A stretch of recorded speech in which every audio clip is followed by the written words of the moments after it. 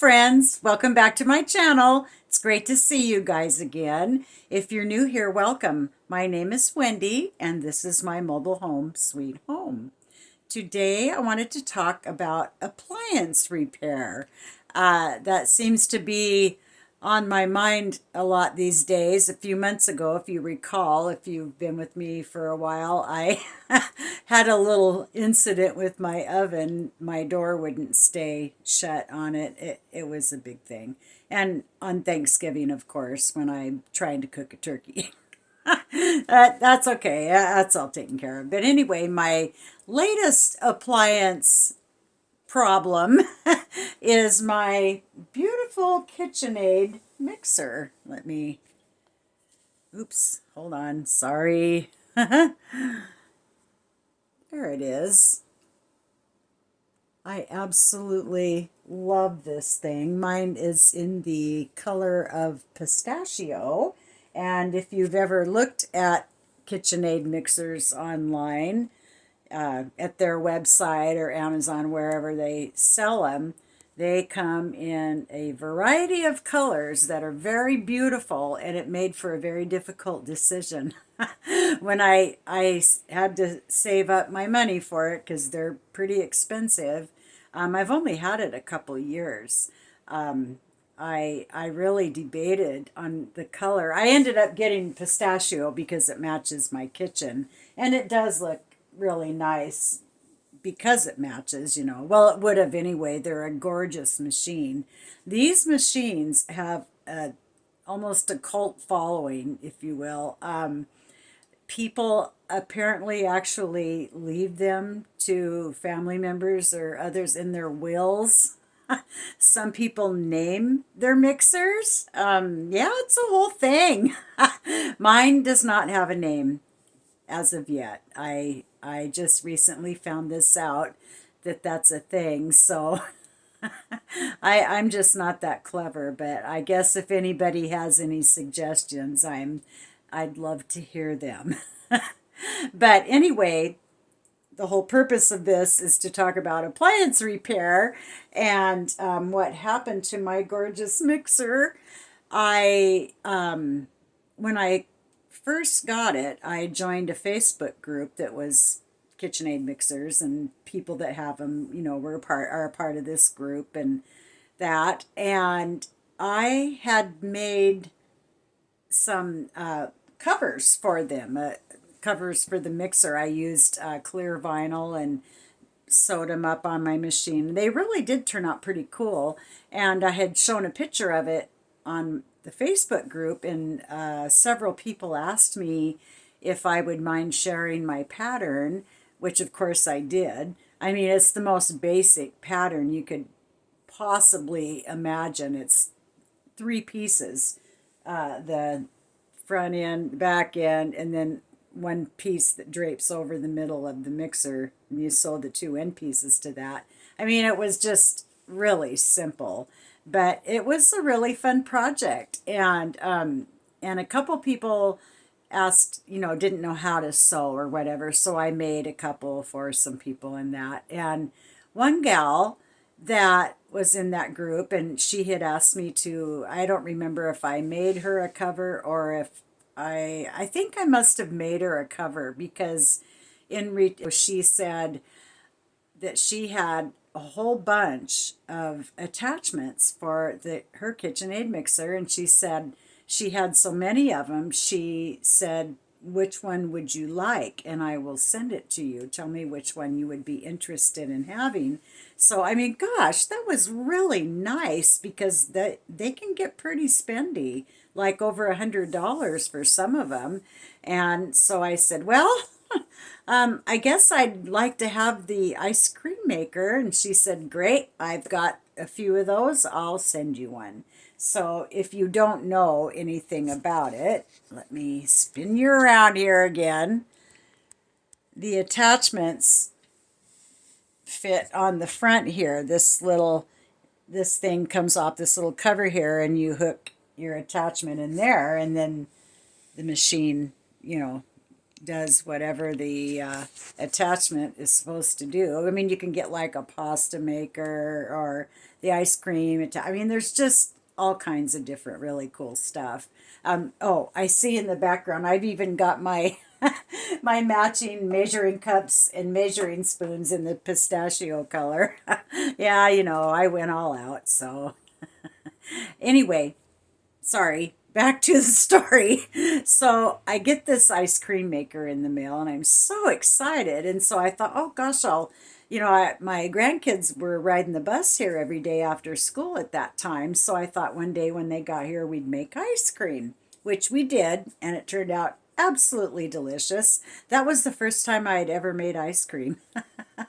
Anyway, what happened was I later found out that KitchenAid apparently upgraded the ice cream attachment or redesigned it or what have you. I didn't know this. And the one she sent me was the older version. I mean, which is fine. I was still like super grateful to have it. And so the way that one worked is there are two pieces that fit one on top of the other, and then they attach to your mixer, and the mixer spins that around and makes the ice cream. Well, during the mixing process, the top piece slid off the bottom piece, and it didn't, and that stopped the mixer in its tracks, but it was still running. I mean, I was right there and immediately shut it off, but apparently, and got it going again and finished making the ice cream. Well, so I was like, oh, thank God, because I had just bought this thing, and they're very expensive. And plus, I, love it to death. But so anyway, the next time I went to use my mixer, what happened was, I think the easiest way to explain it is to show you. So one more time, we'll spin around here. Okay, so what happened is I've got my attachments hanging up here. They're these little things that fit up underneath the cupboard and they sit right on those. It's a really handy way to store them. But what happened was, hold on, let me fix this phone yeah.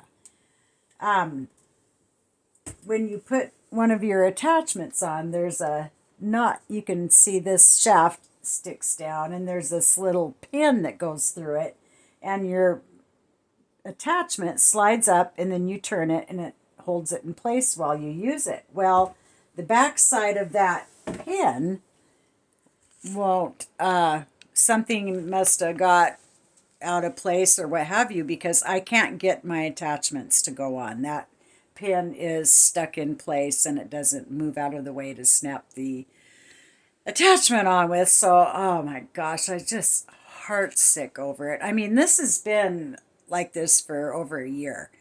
The problem is there's nobody around here that works on them.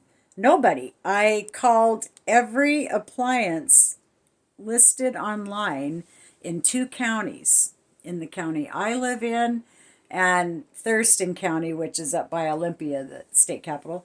And yeah, nobody, absolutely nobody. Well, on YouTube, there's a wonderful channel that I highly recommend if you're the least bit interested.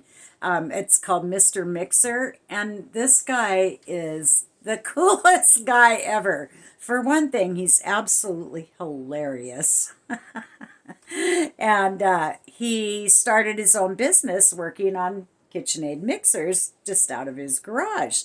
Well, I don't know for sure how many years ago it was that he started that business, but apparently they had he's in Kansas, I believe, and they had that big tornado or hurricane or whatever it was. I apologize, I don't really know the whole story, but their business got wiped out in this tornado.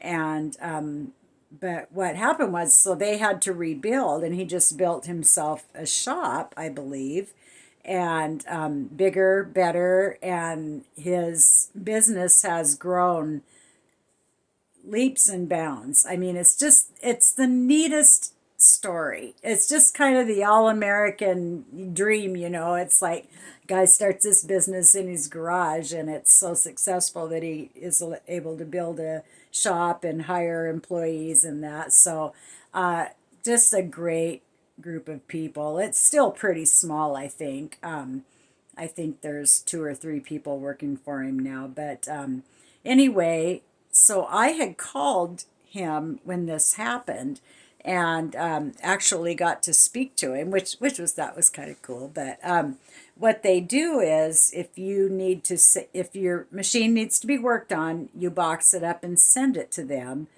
They fix it and return it to you. And he's got a video for you to watch to show you how to properly package up your mixer so that it hopefully won't get damaged in transit.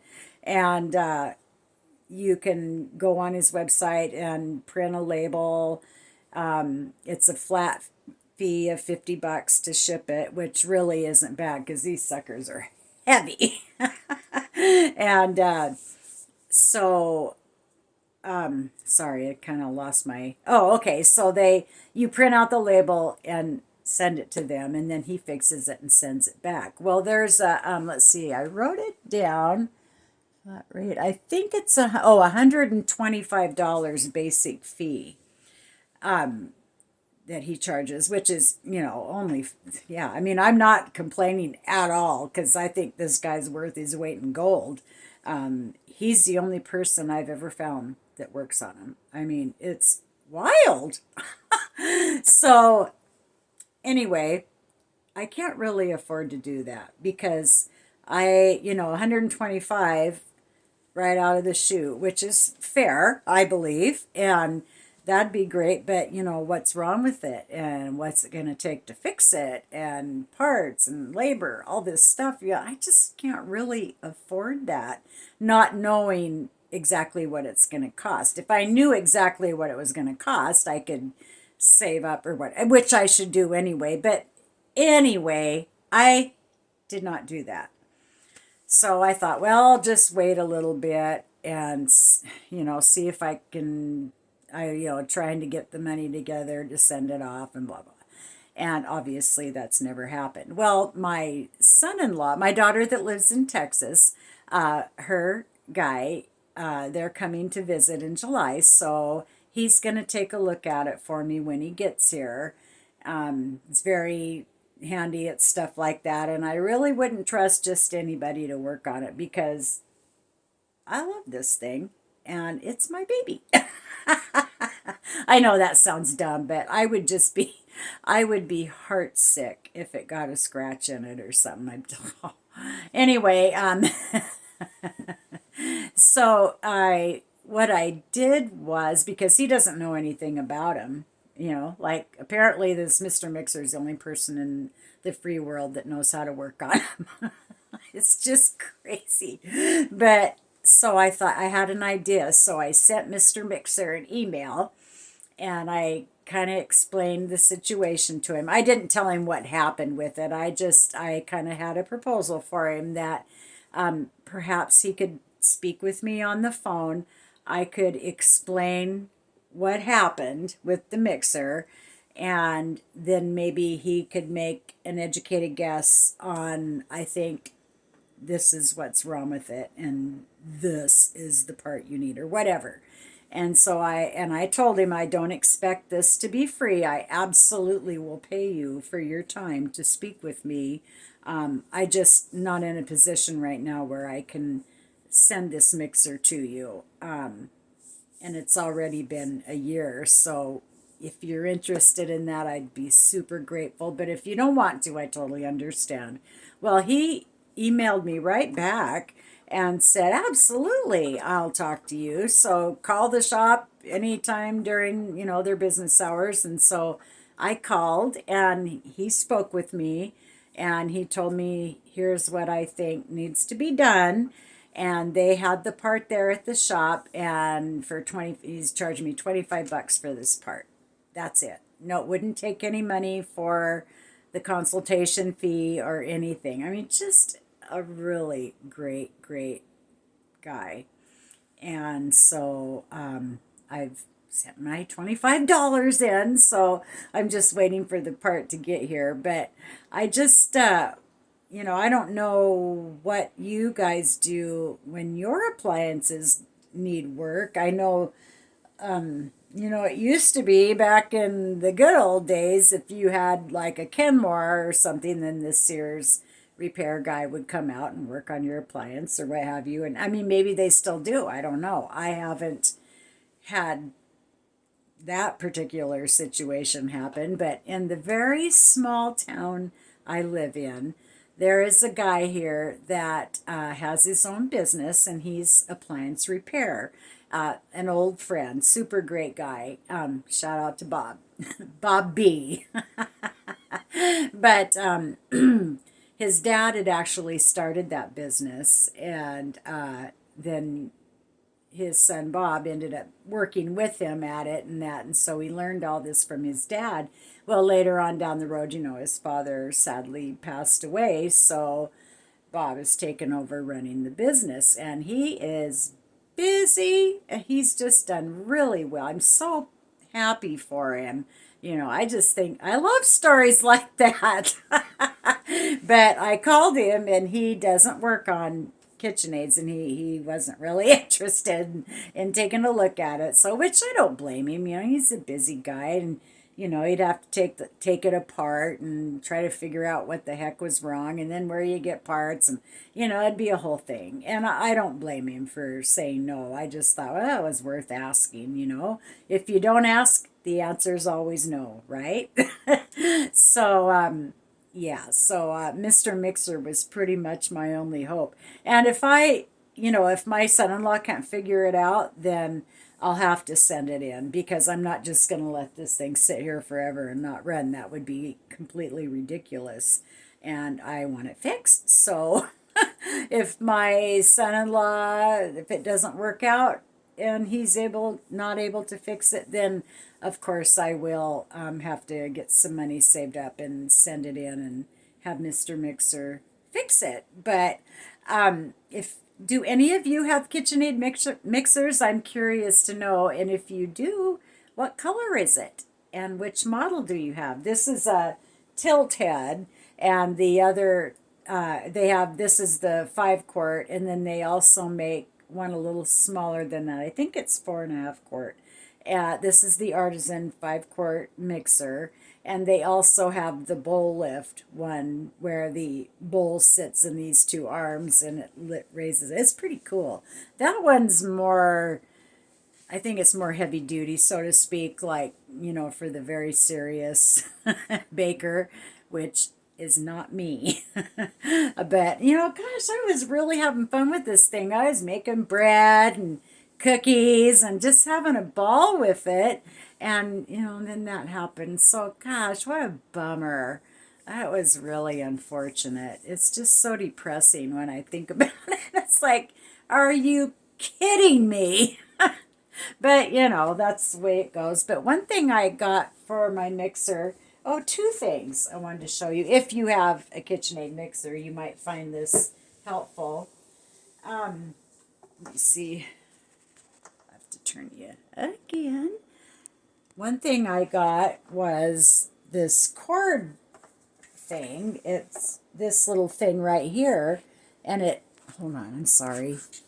And it sits on the back. It sticks to the back of your machine. There is a tag here, so I just stuck it right over the tag, and it's to wrap the cord around so your cord isn't just, out in the way. And, what do you do with it? It's, tuck it around somewhere. And anyway, so, and they're really cheap. I don't know off the top of my head what they cost now, but just got it on Amazon. I'll try to link it down below if anybody's interested. What am I doing here? Oh, anyway, I'll just figure that out in a minute. But then, yeah, so, and then I made this little cover for it to sit on, so it was easier to slide it around because it's pretty heavy. And this bowl cover I got off of Etsy. I was going to make one myself, but Danged if I could get it to turn out. I don't know what my problem was, but I could not get that to turn out halfway decent to save my soul. So I thought, the heck with it, I'm just gonna order one. But gosh, I just think it's so pretty. I just love it so much. But these things I got that fit, I don't know if I can get you down underneath there or not. I'll see if I can get this thing. I don't know if this is going to work or not. Let's see. We'll do the, oh, I don't know if you can see it very good. These little pegs, so to speak, attach up underneath your cupboard. You can either stick them on or they come with screws to, really hold them in place. So, oops, sorry, rookie at the camera here. Hello. But yeah, so those are, because they're kind of big, and take up a lot of room, and mobile home kitchen space is at a premium. So I've got 3 drawers. So anything that would normally go in a drawer that I can figure out another way to store it is definitely gonna be the name of the game. So I just wanted to show you guys that stuff. I'll try to link those below too. I believe I got those on Amazon too. I mean, everything comes from Amazon. I even ordered my mixer at Amazon. Love it, as do pretty much everyone that has one. It's like a thing. So, oh, they've got the most gorgeous colors, and they always have a color of the year. This year for 2024, the color of the year is blue salt, I believe, and it's just beautiful. Absolutely beautiful. When I was wanting to get this mixer, I was really debating between about 4 different colors, and I was having a heck of a time making a decision. I was gonna just get black because that's what my appliances are, black refrigerator, and I thought really that would match best because most my appliances are all black. And then I thought, you know what? I'm not getting black. I'm gonna get a color. They've got all these beautiful colors. I'm not getting black, although the black is stunning. It's so beautiful. Well, they all are, but yeah. And then okay, forget the black. So that color got eliminated out of the choices. And then I was thinking, oh, I came really close to getting the blue velvet, I think it's called. It is, oh my gosh, it's the most beautiful shade of blue. It's really beautiful. And then I thought, well, I love pink. It's my favorite color. So I was gonna get the light pink one that they sell. I think it's called Dusty Rose or something like that. I don't know. They've got a couple different shades of pink available. They also have that super hot pink color that's just really beautiful. But in the end, I decided on the pistachio because it does match beautifully in my kitchen, and I absolutely love it and have not regretted my color choice. Anyway, I don't know if you guys have KitchenAid mixers, any of you, but if you do, leave me a comment down below. How long have you had it? And is it one you bought for yourself, or was it a gift, or was it your mother's or your grandmother's maybe?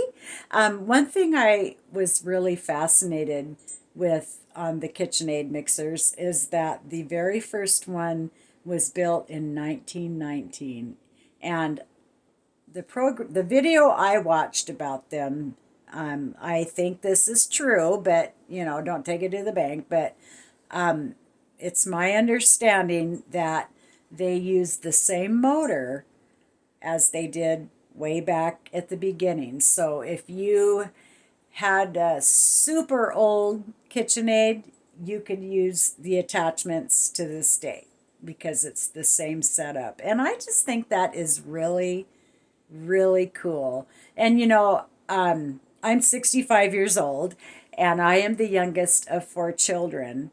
So when I was born, my dad was 40 years old. There's three kids ahead of me, so they'd had kids for a while. So when I was born, my dad was 40 years old. So he was born in 1919. God, that just sounds wow.